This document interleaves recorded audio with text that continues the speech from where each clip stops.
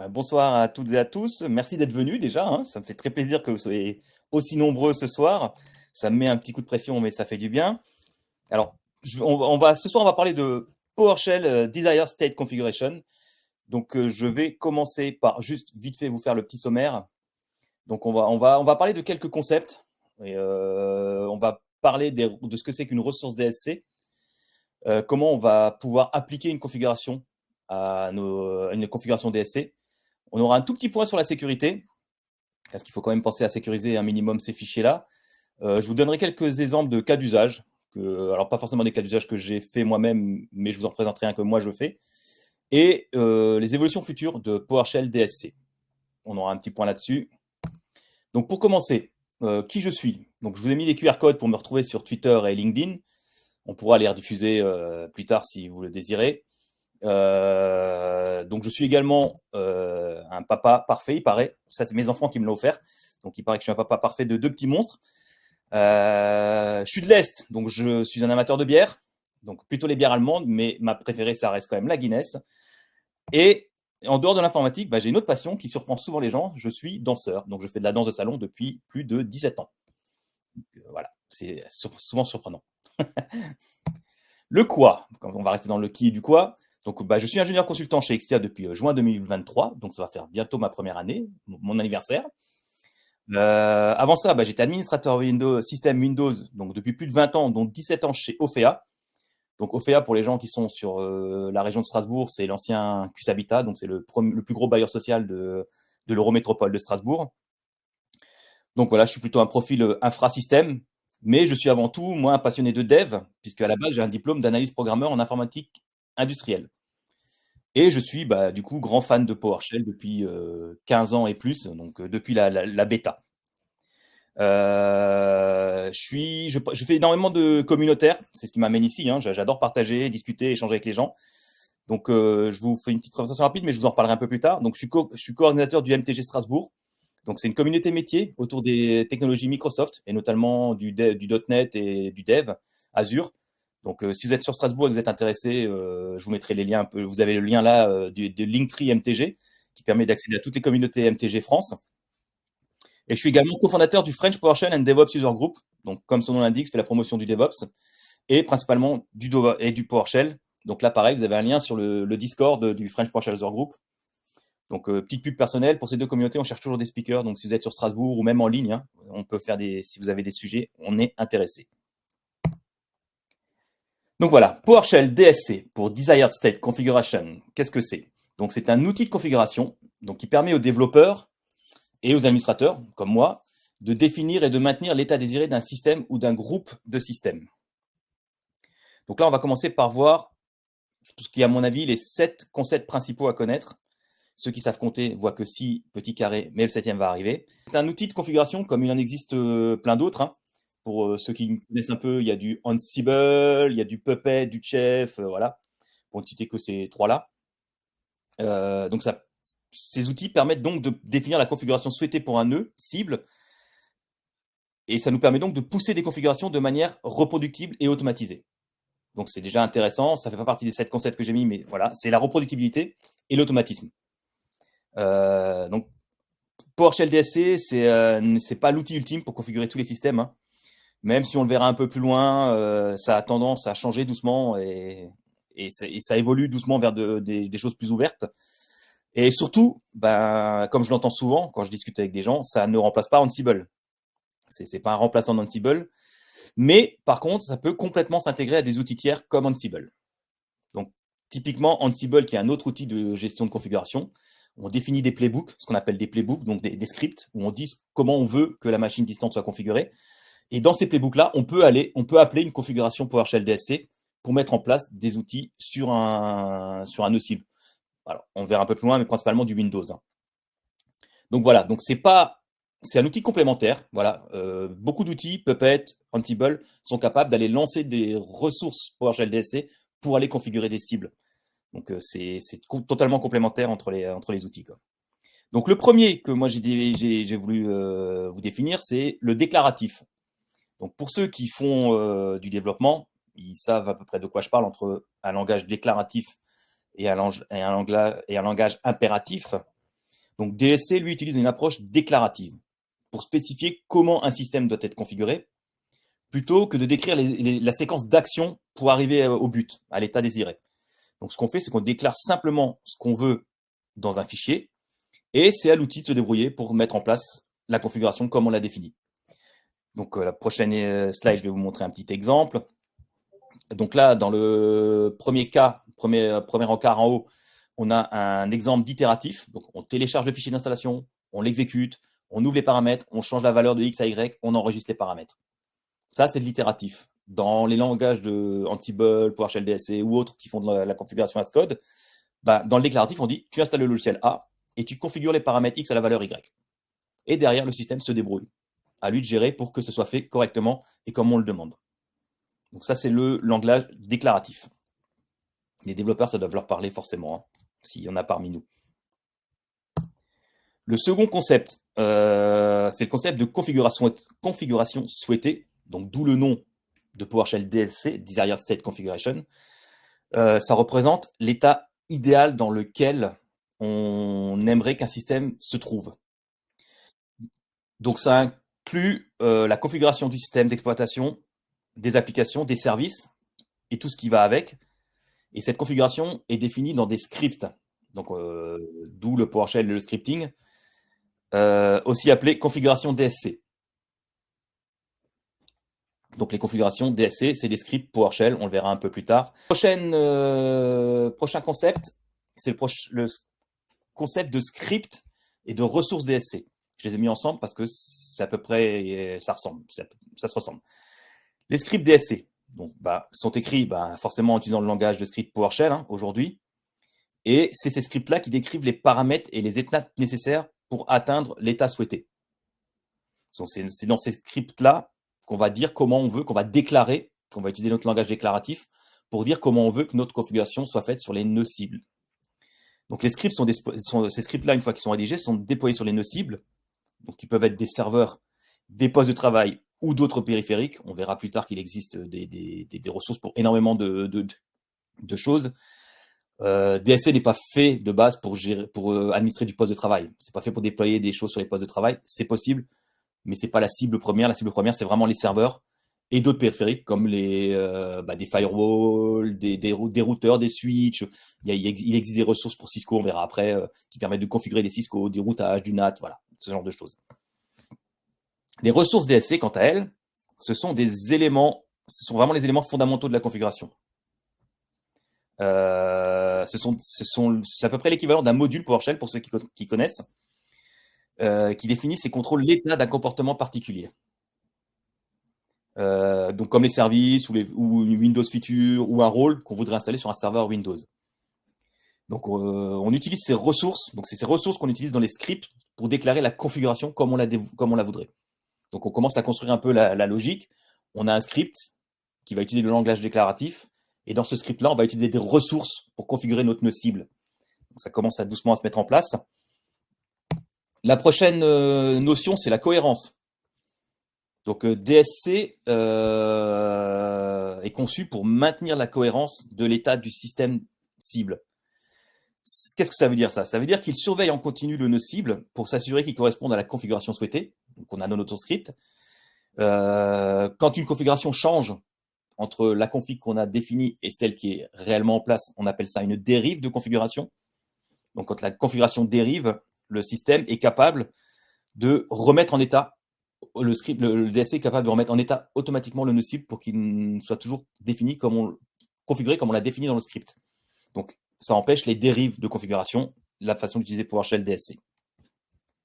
On verra un peu plus loin que ce n'est pas forcément toujours le comportement par défaut et que ça dépend du mode d'utilisation choisi. On le verra un tout petit peu plus tard, mais ça reste vrai dans 99% des cas. Le prochain concept, c'est le concept de MOF. Alors MOF, c'est Managed Object Format. C'est un format spécifique à standardiser à PowerShell DSC. Donc une fois qu'on a écrit notre script DSC, on le compile. C'est une sorte de compilation simple. C'est vraiment, on le transforme le fichier en fait tout simplement dans un format standardisé qui est le MOF. Et c'est ce fichier MOF, lui, qui est envoyé sur les nœuds cibles. Et c'est ce fichier MOF que les nœuds cibles utilisent pour se configurer. Donc je vais vous montrer un petit exemple de ce que ça donne, donc là, on a une configuration de bas, un exemple de configuration. Donc la configuration s'appelle configure firewall. Donc comme son nom l'indique, ça va configurer le firewall. Du nœud, de quel nœud? D'une localhost. Et qu'est-ce qu'on veut faire? On veut que le service pare-feu Windows, il soit démarré en automatique et qu'il soit dans l'état running. Ça, c'est ce qu'on lui demande. On veut que le système, il ait ça de configuré. Quand on le compile, ça transforme ça en fichier MOF qui est en dessous, où on retrouve les infos. On voit name, firewall service, startup automatique, state running, et d'autres infos derrière qui seront utiles pour un outil qu'on verra un peu plus tard qui s'appelle le Local Configuration Manager. C'est lui qui va mettre en place la config sur le nœud cible. Donc voilà un exemple de fichier MOF tout simple.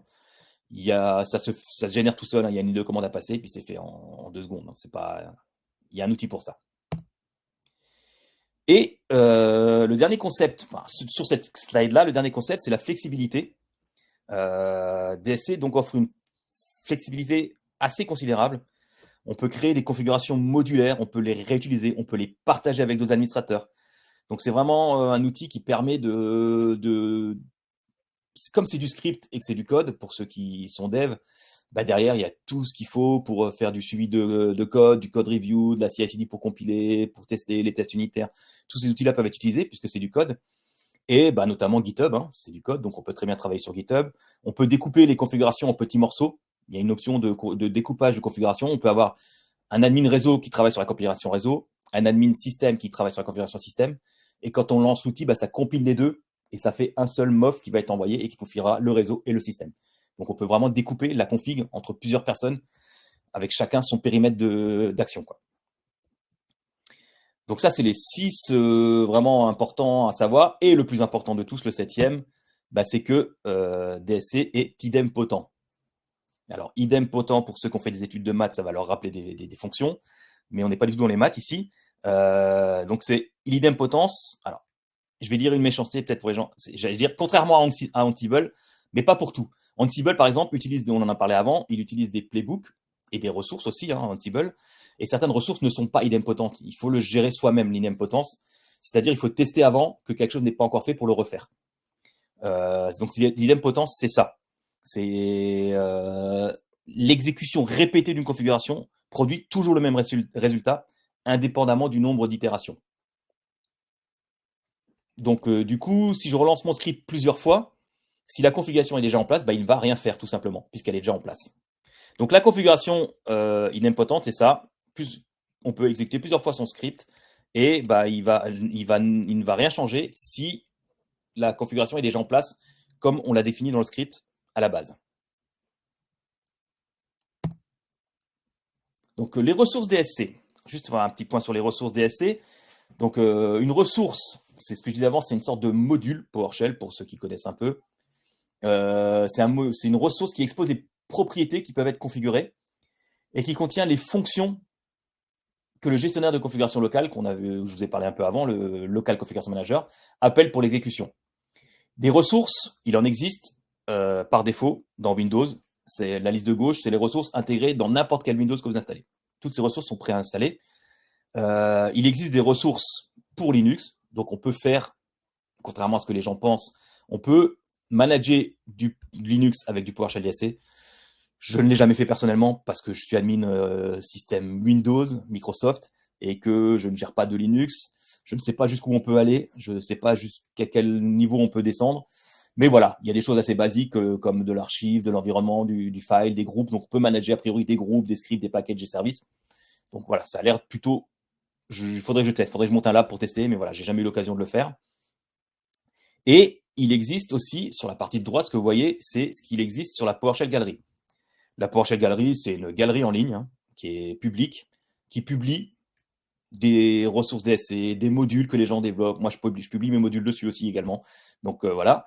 Et il y a toutes ces ressources DSC. Il y en a plein d'autres. C'est une capture d'écran, vraiment, je ne pouvais pas en mettre plus. Mais on voit qu'il y a du DSC pour faire quasiment tout. Donc il y a des modules pour configurer quasiment tout sur n'importe quoi. Sur des services, sur des outils, sur des périphériques, sur des machins. Donc là, par exemple, on a quelques ressources DSC que j'ai déjà utilisées personnellement. Donc networking. Les noms sont assez parlants en général. Les ressources sont plutôt bien faites. Networking DSC pour gérer tout ce qui est réseau sur une machine. Computer management pour gérer le computer en lui-même. computer au niveau serveur, hein, pas computer Windows Update pour gérer les mises à jour, Active Directory, pour configurer son Active Directory de A à Z. On peut créer son domaine, rajouter des groupes. Je vous le montrerai un peu plus tard sur un exemple que moi j'ai fait. Et on voit sur les deux dernières que si vous êtes un peu perspicace, il y a Cchoco et Chocolati. Donc Chocolati, pour les gens qui connaissent, c'est un logiciel de package pour déployer des packages sur les machines. C'est un peu l'équivalent d'un apt-get ou d'un Yum sur Linux. Et il y a de ressources. Pourquoi? Parce que c'est, comme je disais avant, c'est une galerie publique, PowerShell Gallery. Donc, quand vous avez un module qui ne correspond pas à ce que vous voulez faire, une ressource, ou que vous voulez faire des corrections ou faire des modifications, vous pouvez très bien modifier une ressource et la faire vous-même et la publier sur la galerie.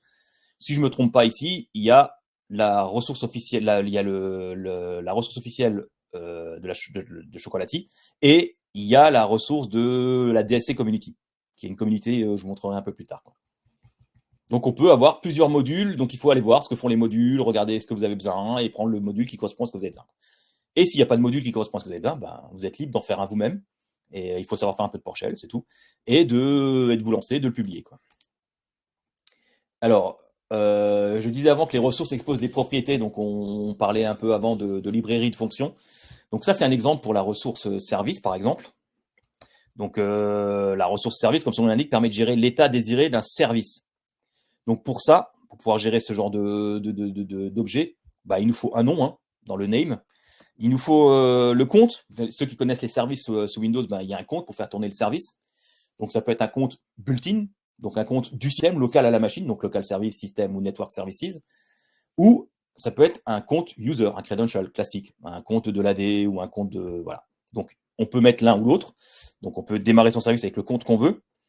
Dans les services Windows, il y a des dépendances entre les services. Donc là, on peut définir des dépendances en disant tel service dépend de tel service. Ça permet de chaîner les choses. Le depends on, ça c'est des dépendances, mais des dépendances inter-ressources. On en reparlera un peu plus loin, mais on peut définir que un service, par exemple le service SNMP, ne doit être dans l'état de démarrer que si la ressource SNMP est installée. Si la ressource SNMP n'est pas là, ça ne sert à rien de faire jouer le script pour lancer le service, puisque ça ne fonctionnera pas. Donc voilà, les dépendances donc il y a les dépendances dans cette ressource-là, il y a les dépendances entre les services et il y a les dépendances entre les ressources. Après, effectivement, ce qui est intéressant, c'est la présence, donc le ensure. Est-ce qu'on veut que le service soit absent ou présent? Donc on peut supprimer aussi un service. Quand on crée un nouveau service nous-mêmes, parce qu'on déploie une solution métier, hop, on peut la supprimer si on n'en veut pas. Et le startup type, naturellement, c'est ce qu'on veut, qu'il soit automatique, disable ou manuel. Donc dans l'exemple en dessous, hein, que je vous ai mis, c'est des exemples tout simples. Hein, donc c'est un exemple de configuration. On verra plus dans le détail comment ça fonctionne après. Une configuration qui s'appelle test config. C'est pas... on importe la ressource DSC qu'on veut utiliser, donc la ressource service. Il faut qu'on dise à notre script qu'on veut utiliser la ressource, c'est ce qu'on disait avant dans les 7 concepts. Il faut qu'on définisse la ressource qu'on veut utiliser dans notre script. On définit un nœud, donc toujours le localhost, et on dit, OK, moi, je veux que le service que je vais appeler spooler, running, parce que il sera en running, je veux que le nom du service, c'est spooler, et je veux que son état soit running. Tout simplement.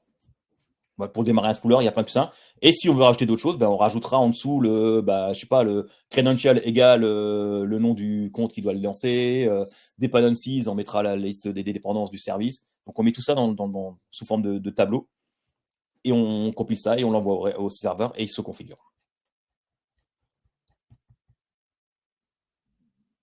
OK, donc ça je vais aller. Une ressource DSC. Donc là, on va aller un peu plus dans le détail. On va un peu voir comment fonctionne une ressource DSC.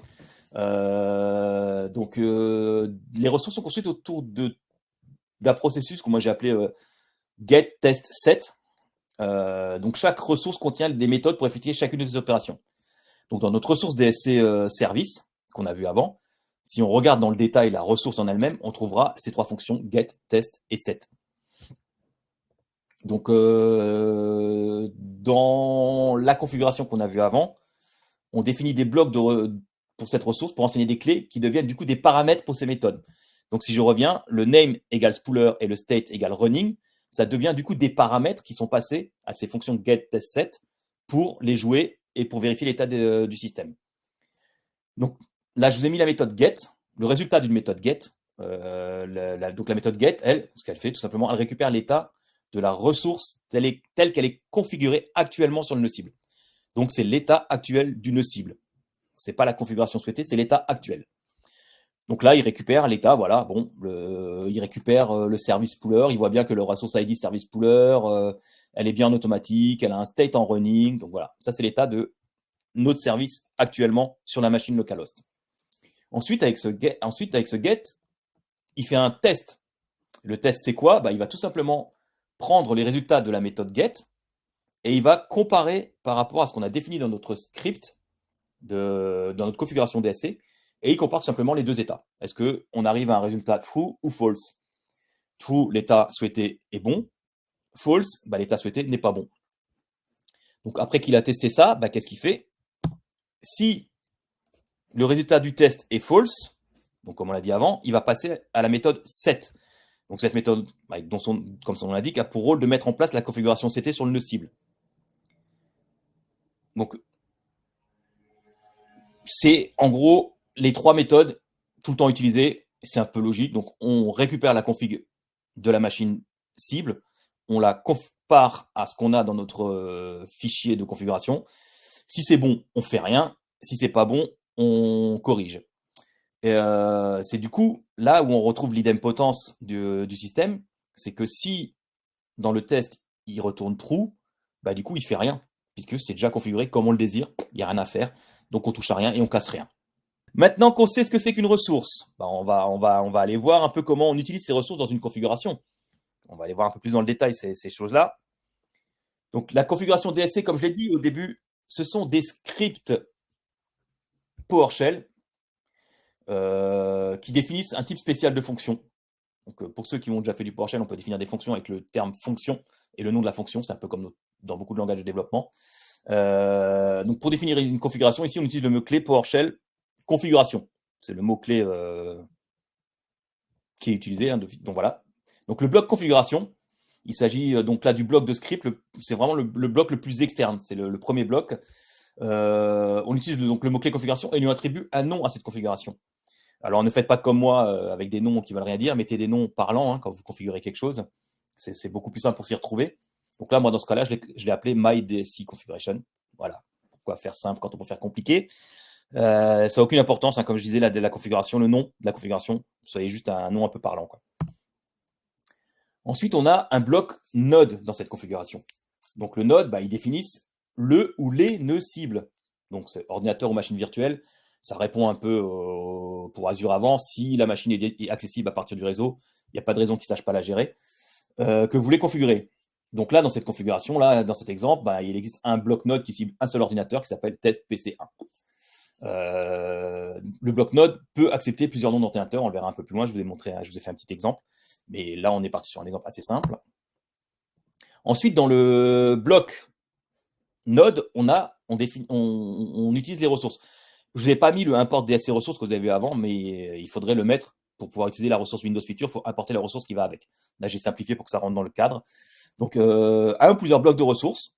Donc là, on utilise deux fois la Windows Feature, mais on pourrait avoir Windows Feature, Services, Choco Package pour déployer un package chocolatier, voilà, tout ce qu'on veut. Autant de blocs de blocs de ressources qu'on veut utiliser.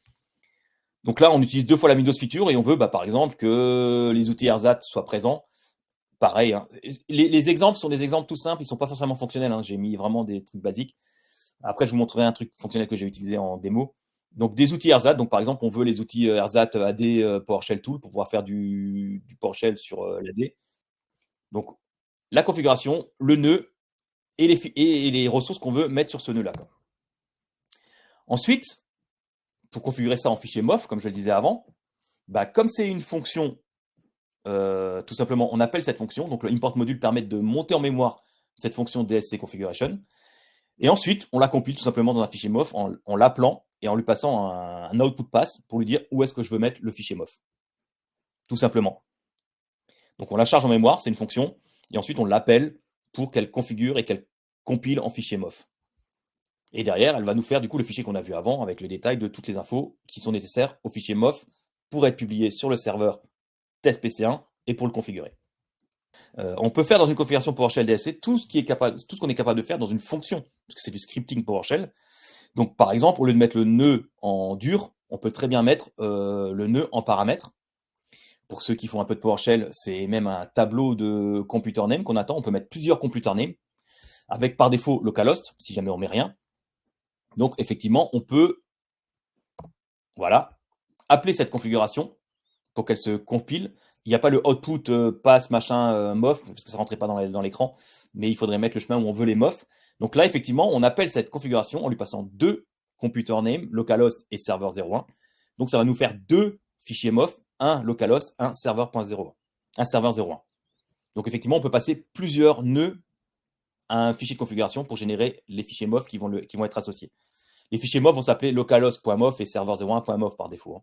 Comme ça, ils ne s'embêtent pas. C'est bien beau tout ça, mais je donne des exemples sur un ou deux nœuds. Comment on fait si j'ai 100, 200, 300 nœuds à gérer?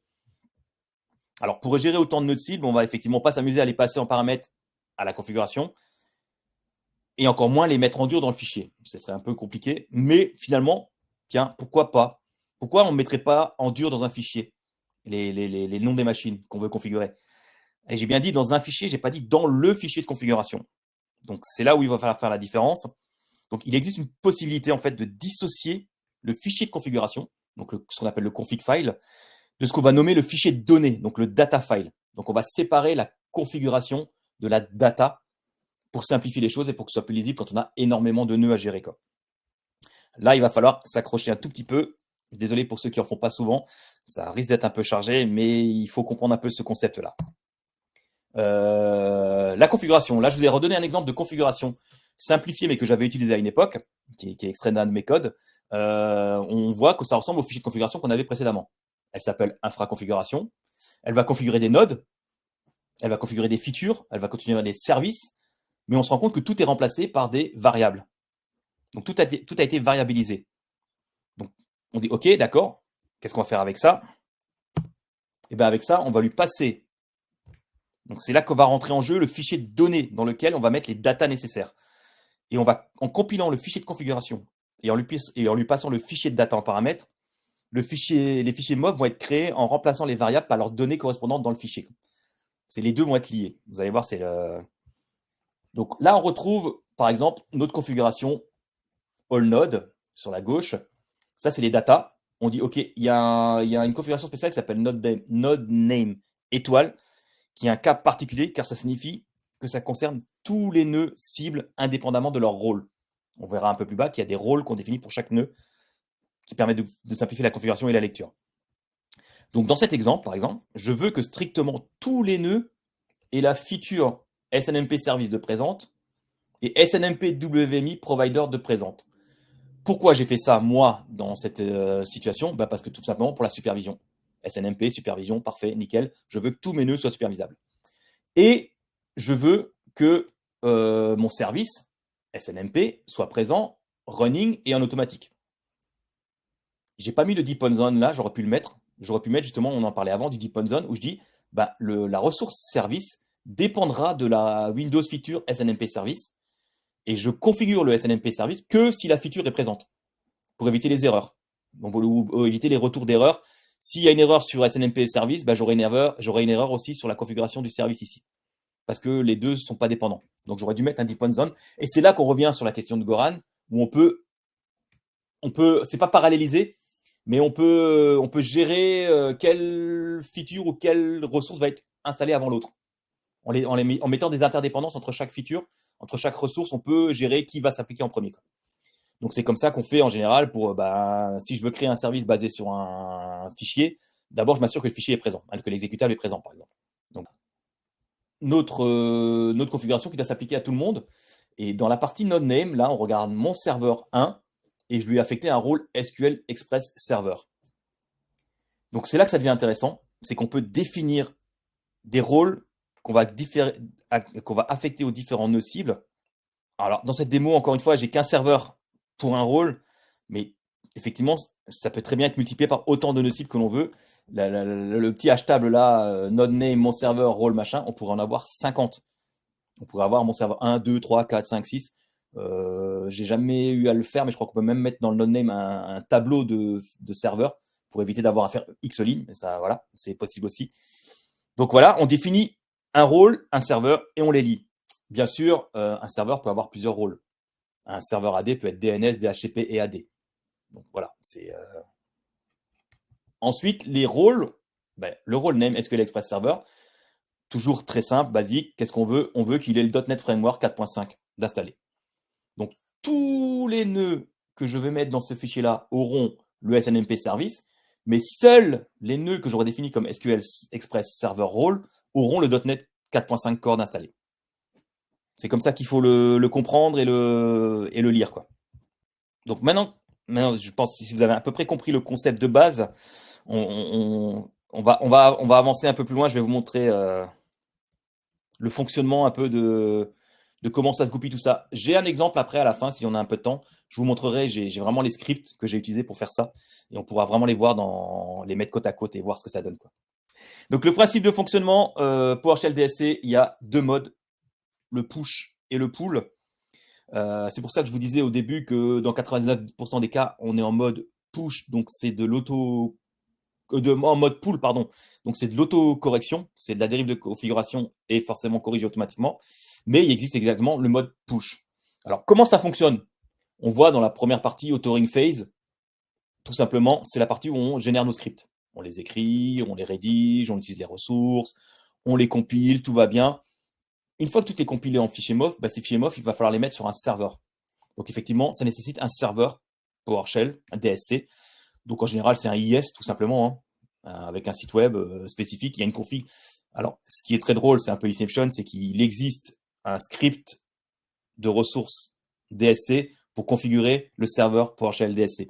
vous pouvez utiliser DSC sur le serveur PowerShell DSC pour le configurer. C'est rigolo. Donc voilà. Donc une fois que ces données-là sont sur le serveur centralisé, c'est là que ça va changer.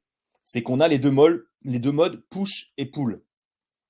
L'idée, on voit bien comment ça fonctionne, hein. Le mode push, c'est un peu à la Ansible, c'est que c'est moi qui vais lancer l'exécution de mon fichier de configuration et je vais lui dire, le fichier de configuration correspondant à ce serveur-là, tu le joues.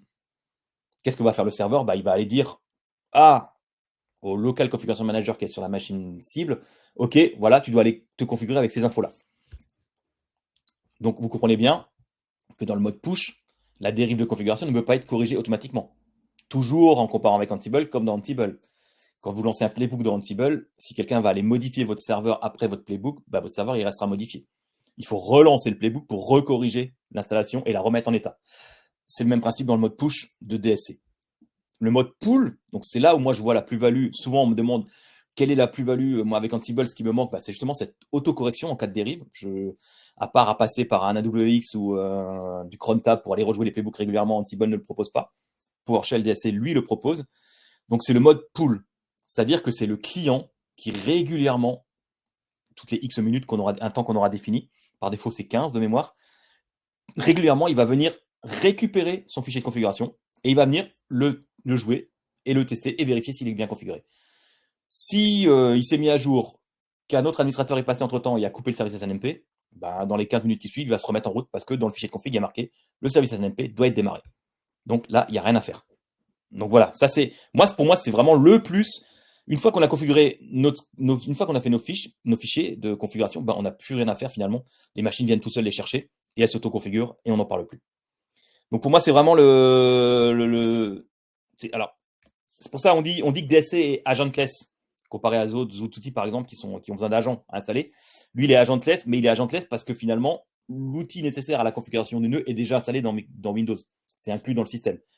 Mais voilà, donc il y a bien un agent, mais qu'on n'a pas besoin d'installer. Par contre, cet agent-là, il faut le configurer. Et on va revenir à la question de Goran, du coup. Donc, il faut configurer ce qu'on appelle le Local Configuration Manager, le LCM.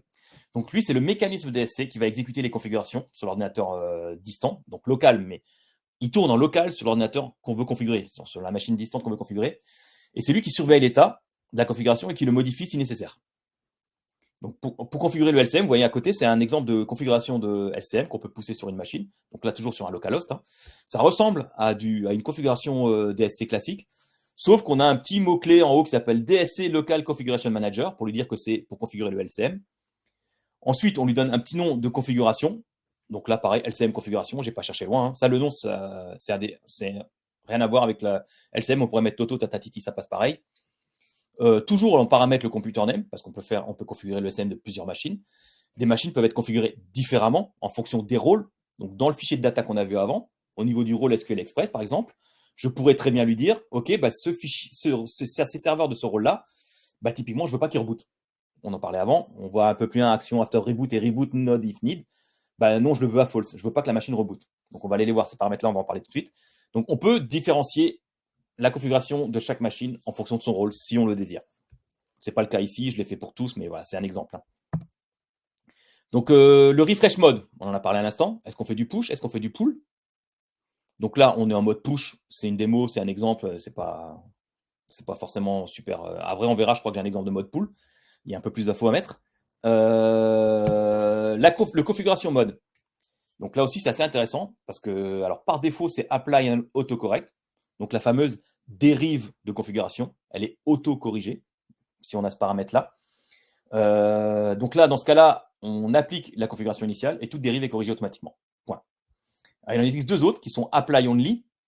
Donc là, c'est pareil, on applique la configuration, mais on ne surveille pas les dérives. Si ça dérive, tant pis. Pas de log, pas de trace, rien, ça dérive, point barre. Et il y a apply and monitor, donc qui applique la configuration initiale, qui surveille les dérives, qui ne les corrige pas, mais qui les log. Donc ça permet de voir à peu près ce qui peut dériver, ou si quelqu'un touche, ou si voilà. Ça. Donc en général, apply and autocorrect, c'est quand même la configuration qui est plutôt utilisée par les gens en général, quoi. Action after reboot, justement. Donc là, on a comment doit se comporter le nœud cible s'il a besoin de rebooter. Il peut continuer sa configuration ou il peut s'arrêter. Il peut et attendre les 15 minutes suivantes pour recommencer. Donc j'installe un rôle qui a besoin de rebooter, le serveur reboot, et après le reboot, qu'est-ce que je fais? Est-ce que je continue la config ou est-ce que j'attends le délai qu'on aura défini pour continuer la config? C'est comme ça qu'il faut le comprendre. En général, continue configuration, c'est plutôt pas trop mal. Et là, la fameuse question de Goran, du coup, est-ce que les machines reboot? Elles reboot si tu leur mets ici le trou.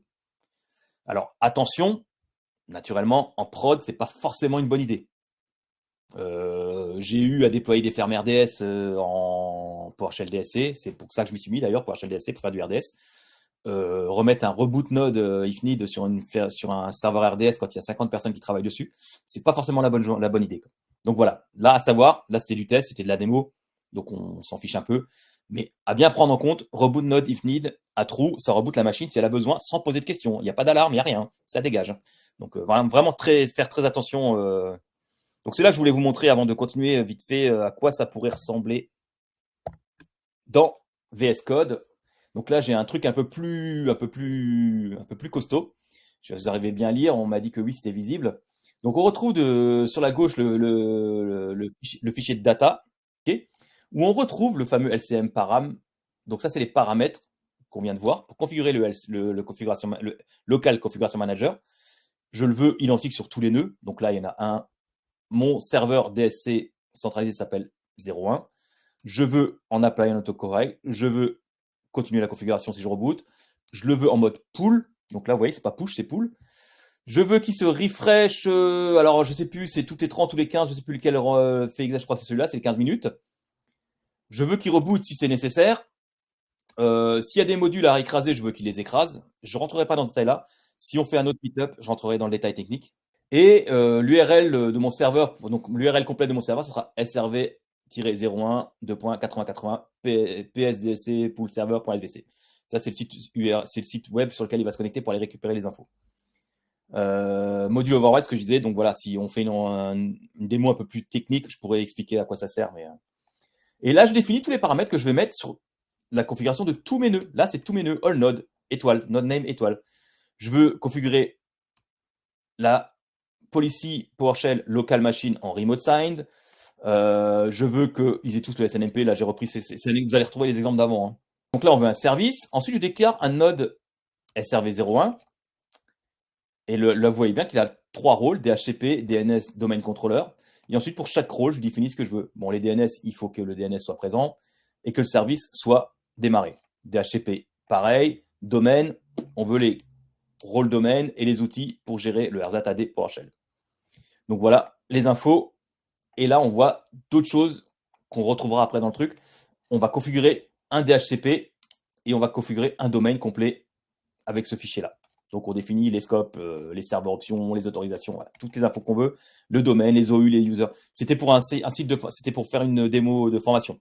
Donc, j'avais fait ce fichier-là pour monter rapidement un lab de formation. Et ensuite, à droite, donc on dit quelles ressources DSC. Alors, je vais l'agrandir pour que ce soit un peu plus. Voilà. On dit les ressources DSC qu'on veut utiliser. Donc là, je vais utiliser DHCP Server et Active Directory DSC, puisque je vais faire du DHCP et de l'Active Directory. Et on repart comme on avait dit avant. Donc sur le All Node, bah, j'utilise la ressource PowerShell Execution Policy pour définir ma PowerShell Execution Policy. Pour chaque feature qu'il y a dans la Windows Feature du All Node, ici, donc pour chaque feature, je fais une boucle. Pour chaque feature que tu trouves là-dedans, bah, tu me l'installes. Pour chaque service que tu trouves là-dedans, bah, tu me l'installes. Donc on le fait ici. On fait des boucles tout simplement. Et ensuite, dans notre fichier de config, on dit OK, si le rôle de mon nœud contient DNS, bah, je récupère dans le fichier de configuration data, au niveau du rôle qui s'appelle DNS, les Windows Features, et pareil, je fais une boucle. Donc au niveau du DNS, là, il n'y a qu'une seule Windows Feature, mais il pourrait y en avoir plusieurs. Donc je récupère toutes ces features et je les installe que sur les serveurs qui sont DNS. Pareil ici pour les services, et on fait pareil pour le DHCP, et on fait pareil. Et là c'est là qu'on retrouve les infos du DHCP. On utilise vraiment la ressource DHCP pour lui dire, OK, crée-moi les scopes comme on les a définis ici. Donc, je veux deux scopes, un qui s'appelle agence et l'autre s'appelle siège.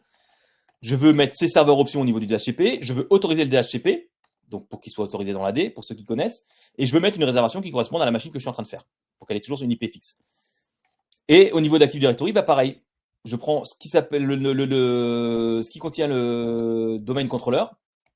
Bah pareil, pour chaque feature qui sont définies au niveau du nom domaine contrôleur, ici, donc là on en a deux, bah pour chaque feature, je veux qu'elle soit présente. Et ensuite, bah je dis que je veux un domaine en tapant dans les paramètres qui s'appellent à des domaines qui sont ici. Donc domain name, vous voyez, je crée mon domaine qui s'appellera YAT local, je veux qu'il soit forest mode win threshold. Moi, je vous passe les détails pour ceux qui ne connaissent pas, vous allez vous ennuyer. Mais voilà, donc je configure des OU, tout ça pour monter un lab très rapidement.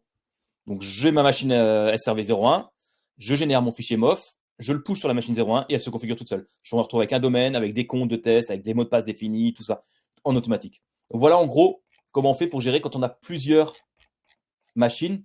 Donc là, pareil, vous voyez, il y en a une. On veut en rajouter d'autres, bah, tout simplement, hein, c'est pas compliqué. Hein. Boum, voilà. Et on met SRV02. Et lui, on le veut que DNS et domaine contrôleur, mais on ne veut pas DHCP. Donc lui, n'installera que la partie DNS et domaine contrôleur, tout simplement. Et on peut voilà lister comme ça. Alors effectivement, quand on a 1000 machines, ça va devenir aussi très gros rapidement.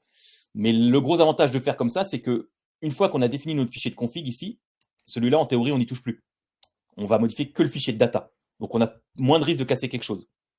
Si on doit toucher qu'au fichier de data, on ne cassera pas le fichier de config parce que lui, à terme, il est défini, il est bon et il applique ce qu'on lui donne de ce côté-là. Donc voilà en gros un fichier un peu plus compliqué, vous voyez, c'est déjà un peu plus...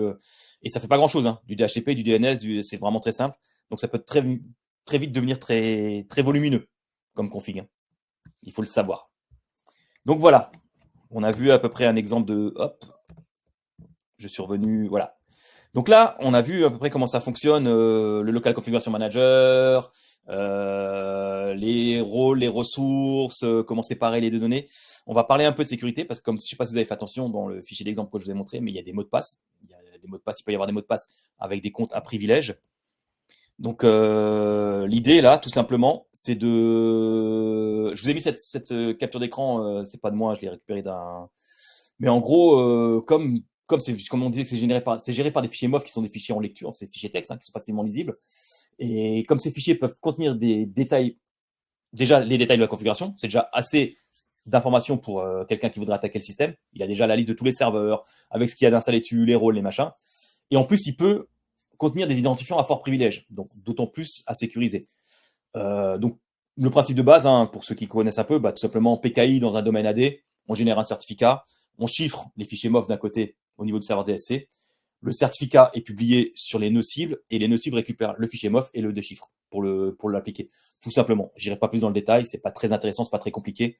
Mais voilà, on chiffre, on publie un certificat, on déchiffre, et comme ça, tout ce qui transite, forcément, reste chiffré. Donc voilà, en gros, pour la partie sécurité, c'est rapide, mais il n'y a pas grand-chose à dire. Alors, voilà, on va arriver sur deux petits cas d'usage. La configuration d'un site IIS, tout simplement.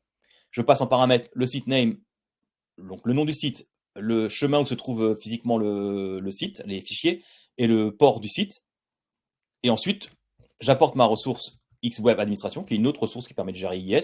Et je lui dis, voilà, je veux être sûr que le site est présent, qu'il est started, enfin le service IIS est présent et qu'il est started. Je lui passe en pass, le physical pass que je lui ai mis en pointeur, et je lui dis, voilà, tu utilises le protocole HTTP sur tel port que je t'ai passé en paramètre. On génère ça, on le pousse et le site web se configure.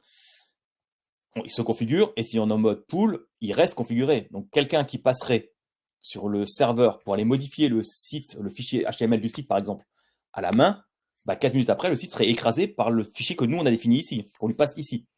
Donc on lui dit, moi c'est ce fichier-là que je veux, pas un autre. Donc on comprend bien que la modif se fait au niveau, après, configuration, se fait plus au niveau des serveurs. Donc ça reste vraiment de la configuration centralisée. Déploiement d'application, donc on en a parlé un peu, on peut utiliser Chocolatey ou Xpackage. Oui, il y a des logs, j'en ai pas parlé. Il y a par défaut, non. Ensuite, tu peux loguer sur le serveur centralisé DSC, tu peux mettre un serveur SQL ou à côté un serveur SQL qui va loguer tout ça. Donc tu auras des infos. Mais tu peux loguer, oui. Par défaut, non. Je crois que par défaut, c'est pas fait. Mais tu peux configurer un serveur SQL sur le serveur DSC qui récupérera les logs.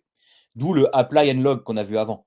Ça applique la configuration et ça log les différences pour vérifier qu'est-ce qui bouge, quoi. Donc là, déploiement d'application avec un module qui s'appelle Xpackage, tout simplement. Hein. On déploie une application, voilà, on passe les paramètres, on peut passer les arguments, quiet, machin, et l'application va être installée automatiquement. Quelqu'un la désinstalle sur le serveur, boum, elle va être installée au bout de 15 minutes parce qu'on a dit qu'elle devait être présente. Point barre, c'est comme ça. Si on veut la supprimer, il faut la passer en ensure absent. C'est le seul moyen de la supprimer, sinon elle va se remettre à chaque fois dessus. Les rôles serveurs, on en a pas un peu parlé. Hein. Là, je veux que le rôle serveur soit présent, tout simplement. On peut passer plusieurs rôles, puisqu'on veut plusieurs rôles soient présents. Donc voilà, c'est un exemple des choses qu'on peut faire. Juste les évolutions. Pareil, j'ai pas grand chose à dire. DSC V3 est en cours, c'est une preview actuellement. DSC V3 ne dépendra plus de PowerShell. Vous allez voir que c'est un peu bizarre, mais donc on pourra utiliser DSC V3 sans PowerShell. Les ressources qu'on a vues actuellement sont écrites en PowerShell aujourd'hui. Demain, ça s'ouvre un peu. Ce que je disais au début, que ça va s'ouvrir un peu sur les autres OS et les autres environnements. C'est que demain, vos ressources, donc la ressource PS Computer par exemple, pourrait être écrite en Bash, en Python, en C#, en Go, tout autre langage. Le DSC va être capable de gérer les ressources écrites en différents langages. Donc on pourra, pour la question de Linux avant, on pourra écrire une ressource Bash parce qu'on veut configurer du Linux par exemple, et utiliser du Bash, et utiliser PowerShell DSC pour configurer avec ce Bash la ressource Linux qu'on veut configurer. Donc c'est super intéressant à savoir, c'est super bien pour ceux qui savent déjà développer dans d'autres langages parce qu'ils vont pouvoir du coup s'y mettre. Il n'y aura plus de configuration de gestionnaire de configuration locale, comme on a vu, le Local Configuration Manager. Donc ce sera appelé en tant qu'une commande et pas en tant que service. Donc ce sera plus un service qui tourne sur la machine. Ça n'utilisera plus le format de fichier compilé MOF, mais ce sera un standard JSON pour un peu rentrer dans les standards de ce qui se fait aujourd'hui. Et les scripts PowerShell, pareil, ce sera plus du PowerShell, parce qu'on a les configurations qu'on a définies là aujourd'hui, ce sera plus du PowerShell, ce sera du JSON ou du YAML, un peu à la Ansible. Un peu à ce que ressemble Ansible aujourd'hui, qui est du YAML. Oui, c'est du YAML. Donc voilà un peu les évolutions futures à venir qui vont faire que le système va s'ouvrir un peu plus et qu'on pourra utiliser PowerShell pour probablement faire beaucoup plus de choses que ce qu'on fait aujourd'hui. Donc à suivre. Donc juste la DSC communauté. C'est la communauté DSC, c'est la communauté qui gère et qui développe PowerShell DSC. C'est sur le GitHub de cette communauté-là que vous allez retrouver toutes les ressources. Donc là, j'ai pris et notamment les wikis. Donc là, c'est Active Directory, par exemple, qui vous permet d'avoir pour chaque fonction à des computers, à des domaines, les paramètres à passer. Est-ce que c'est obligatoire ou pas? Est-ce que c'est par défaut? Par défaut, j'ai une gros doute comme qu'il y ait des trucs par défaut, mais on pourrait répondre à la question d'avant. Donc voilà, c'est vraiment sur la DSC Community sur GitHub qu'il faut aller.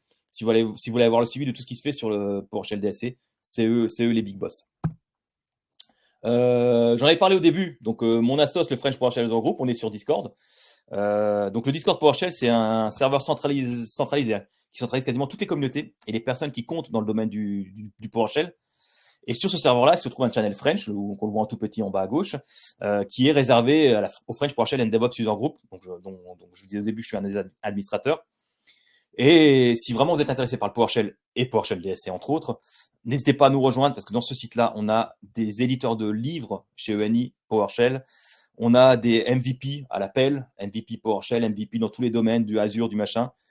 Et on a notamment des gens comme Gaël Colas, qui est président de la DSC Community, si je ne me trompe pas. Enfin, en tout cas, qui est dans la DSC Community, mais qui est par exemple également président de l'association qui s'occupe de la psconf.eu, donc la PS Conférence européenne, et qui est la plus grosse conférence en Europe qui se fait chaque année sur 3 jours. Il y a tous les speakers mondiaux qui viennent. On parle PowerShell pendant 3 jours, c'est génial. Et il y a plein d'autres personnes qui peuvent vous aider. Donc n'hésitez surtout pas, si vous êtes vraiment intéressé par le PowerShell, par le DevOps, on parle essentiellement PowerShell effectivement, mais on a des gens qui font du C#, on a un peu de tout. N'hésitez pas à nous rejoindre, ça nous fera plaisir de discuter avec vous et d'échanger avec vous.